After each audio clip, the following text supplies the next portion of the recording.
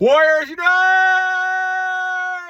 Back with another episode of Vigor Warriors 2 in the 1% Club. Hope you guys are doing well. Hope you guys are conquesting yourselves. Hope you guys are conquesting things around you under God's purposes. It is great to be with you guys. I feel that I was going to take a break a little bit this morning. I do a video. This topic's going to be on the practice of Brahmacharya and related to semen retention. So let's talk about that a little bit. Let me do some quick shout outs first. And let's do about 10 of these guys. Christophermaguire, thank you, my friend. I appreciate that. Jonathan Sanchez, thank you for the comments. Meersenglishinstitute, thank you, my friend. Mikemuscletv, thank you, my friend. James Bennett, thank you. Retenion, thank you. Dirty Mint, thank you. Klumsydude, thank you, my friend. And Tabchocaletesreview, thank you. And Bawkr, I think it's Bawkr. So thank you, my friends, for your comments. I appreciate those a great deal. And I hope you guys are continuing to conquest yourselves, be in control. This is all about self-control, about keeping your energy. And it kind of fits in the topic we're talking about today. So now because I'm a believer in, Jesus Christ, I believe in a lot of the tenets that we talk about, a lot of similarity, a lot of overlap. But I am not an expert in Buddhism. I'm not an expert in a lot of these type of things that we're going to talk about. But I do see a lot of commonalities. So I want to bring up the subjects. One person mentioned to it. I think it was Jouigie mentioned this, talking about the practice of Brahmacharya. So what I understand of Brahmacharya, and we can kind of talk about a little bit, and I got a couple notes on it. We're really kind of talking about something, and really is Buddhism for the most part, that you're focusing on having a moral life and trying to end suffering and reaching enlightenment. So I think most of us want to do that. So I've always felt there's been a lot of differences in philosophy, ideas. There are some obviously religious differences people have. But when it comes to this type of topic, I think there's a lot of commonality when it comes to what people want. And people really want to have a rich life. They want to have a good moral life. They want to have things happening to them good. They want to have blessings, things like that, if they believe in a God or a creator. And I think that's the whole key to it. And I think a lot of times, no matter what religion you believe in, this is a big key to me. Do you believe that you are the God, which is really something that we're idling, idols and things like that? Or do you believe that you are basically, trying to follow the wishes of a God? You're trying to look at what the God's rules are, those type of creator types of things you're looking at. So in the case of this, I think certainly Brahmacharya fits really well in the things that we're talking about here. Certainly controlling your urges, controlling your senses, conserving energy, all those type of things are important. But again, let's go back to look at why this is important. And no matter if it's Brahmacharya, no matter if it's Sufism, celibacy, we're really talking about trying to reach another level. As a high-value male, and most people in this broadcast, listeners are males, or a high-value female, you're trying to reach a certain level. The things of this world are not that important in the long run. What's important is what's inside of you and what is it that you're communicating to the rest of the world. And I think certainly when I look at this topic and you look at this idea of enlightenment, you're basically trying to reach another level.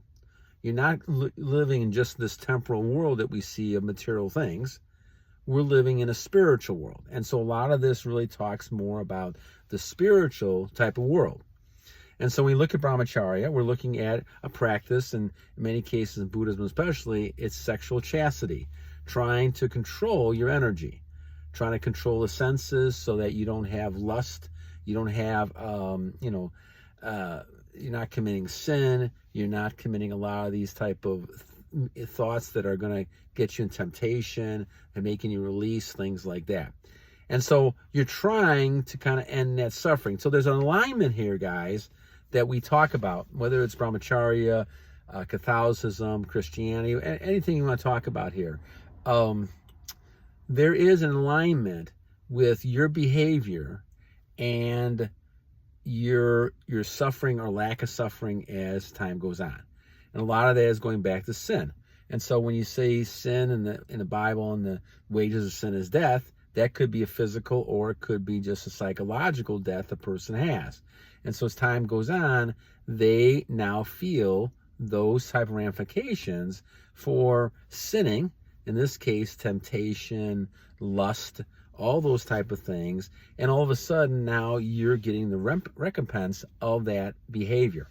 And so, when we talk about something that is a strong way to combat this, certainly I think the practice of Brahmacharya is wonderful. When you look at Brahmacharya, you're seeing people who, through their senses, conserve their energy. And this is what we've been talking about all the time, conserving that life force you have, self-discipline, using self-discipline, using self-control to be able to control your nature, to control yourself. So you're not just looking at pictures all the time. You're not just talking about this all the time. And you're not obviously having intercourse with multiple types of people. And you're not just basically releasing on your own. You're basically waiting for those times where it's important to have that ability to procreate. And that could happen at any point. I've seen people, men have children at 70 years old, 80 years old, I remember one that was like 90 years old, right? And so men have the ability to have children, throughout. Now, whether or not they're in that condition to have children, that's a different question. But from a energy standpoint, men can have children anytime they want to with women, if the woman wants to have a child. So when we're talking about this, we're talking about that level of self-control the male has to have, and of course the female does too. But the male has to have self-control to be able to kind of endure a lot of things in this world. And so that's why we talk about the benefits of semen retention. And so obviously the benefits fit along with Brahmacharya. And so if you're somebody who is controlling your nature, you're controlling your energy, you have goals, you're trying to focus on yourself, you're not going to go ahead and sit and waste your energy out. Wasting your energy means you're not going to feel as healthy. You're going to not have clarity. You're not going to have as much focus. You're going to not be able to work with people, get along with people, like people. I saw something on a video one time talking about the fact that under semen retention, either people want to be around you or they want to be involved with you. So that could be very true. There's a lot of attraction there. The law of attraction applies when you have an energy level that you have when it comes to retention. And if you're retaining, people see that. I think there's a subconscious nature in people, especially women, to see that you're retaining. You have full energy. They call it an aura, or something that a person exhibits, or they emit that people see. And they see that nature you have there, and they're going to be attracted. They're going to smile when they see you. They're going to act in a positive way because they see that energy you have. And that becomes crucial, because as you become stronger and you become a more high value person, that energy shows up. And now you can do other types of things as well. You can accomplish some goals. You can make money. You can do things in business. You can do things in relationships. You can create different things and be a strong creator. Someone who's going to create things, making money, all those type of things become positive things, because you have enough self-control and discipline to focus on the things that you want to focus on. So as we look at this, Brahmacharya is an excellent way for people to kind of move in this area of semen retention. I think certainly, obviously, depending on how you feel about Brahmacharya and whether or not that's something as a religion you want to go into, that's going to be your choice. But I certainly think, just as Sophism is, we've talked about Sophism before, and celibacy as well, there are great aspects of this that really are important. And certainly I think as you cross lines and religions and different things like that, there are a lot of commonalities that are very crucial. And this is being one of them. I don't know of many religious texts that I've seen that talks about you can go ahead and fornicate and go ahead and release energy and you'll be a healthier person or a more spiritual person. I have never seen that before. And I don't think that's really very, I don't think that's really real. I think for the most part, people know that if they're going to go ahead and release energy and they're going to go ahead and kind of succumb to temptations. They're going to lose a part of themselves, and they're losing self-control little by little. And those are the people that end up getting angry and upset, and they end up getting more hostile, and so they become bitter with life, thinking that life has been the problem, when in fact the problem was their own releasing energy, their own temptation, their own sin. And so this is why sin becomes very important. I think a lot of times in the society, people can't, look at the Bible and they look at religious texts and they think, oh, this is just a bunch of fairy tales and nonsense. Well, I think in the Bible, and I'm sure that the Quran and a lot of other types of texts are the same way, they're very practical. When you look at the Bible, you see practical suggestions. And even though you may think, well, they're thousands of years old, the ideas are still the same. Human nature really has not changed. Technology, other things have changed, but not human nature. And if you're sitting there keeping your energy, you're becoming a stronger person. It just makes all the sense in the world. But if you're releasing energy and you're sending it out there and nothing's happening because you're not procreating, you're basically just wasting energy. And that's going to come back to hurt you, especially if you do it as an addiction. What ends up happening is people become weaker. You can see pictures of people, they kind of get withdrawn in their face. They have no bone structure anymore. I mean, they may be 60, 70 years old, and they look like they're 95 years old. It's because they have a rough life, but part of their rough life is things they put themselves into, whether it was drinking, whether it was, carousing around town all night long for years. They thought that they'd be okay with that, not realizing the toll it takes on their body, especially when they start releasing energy. And so this is something that's important. This is why when you look at people who practice these type of things, you can see very strong individuals because they've kept their energy in reserve. And then the other part of this, they know how to transmute it. That's one of the things that we've talked about before that we'll probably go back to a little bit too, is focusing how do you transmute that energy. And so as you look at this, transmuting energy is something that's crucial, because you may be sitting there and not releasing, but are you doing anything with that energy? Are you actually converting it into like other energies to be able to focus on your job, focusing on doing things around the house, working out, things like that? And I think that's the key. I mean, I have never had so much energy in my life since I've been on retention. I think this is like 1,700 days or something like that, where I've been no FAP and things like that. And so what happens then is that you get a tremendous amount of energy. Now, what you do with that is up to you.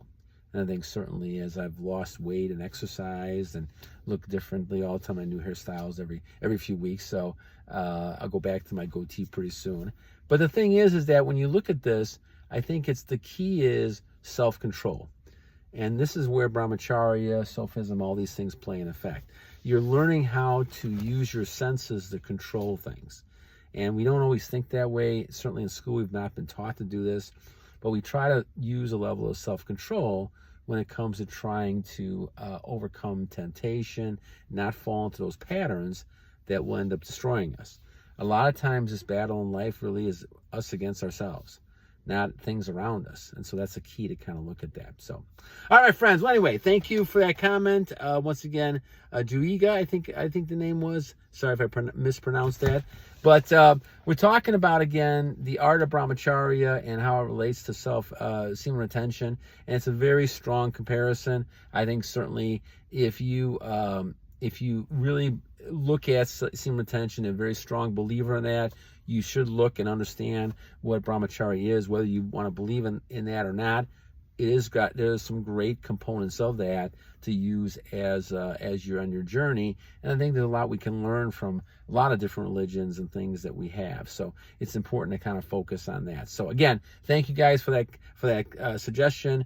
And I'll talk every so often. I talk about Brahmacharya and Sophism, and I go back to a lot of the readings I had with Kellner's book, The Fountain of Youth, and that was a Tibetan monks back in the 1940s and 50s. And you could see, a lot of evidence that they were very, very young, and they did these exercises that we've talked about, and they were strong because the sixth rite in that whole thing was the semen retention and the, transmutation of that. and that's important. So, all right, my friends. So, hope you guys have a great day. I'll try to do one. Next one on my list is non-ejaculatory sex. We'll talk about that. JTE creates. Grand Wizard has some questions about that, so maybe we'll do that one next. Hopefully, we'll do that in a few days. Hope you guys are doing well. Have a great day, and always thank you guys for the comments, feedback, donations. I appreciate those a great deal. And as I always leave you guys with two things. One, every day is a new day to a great warrior. And you guys are all great warriors. And number two, guys, we have to continue to fight. Fight, fight, fight to keep this devil on the sidelines. And so we got to continue to battle on! God bless you guys. Have a great day.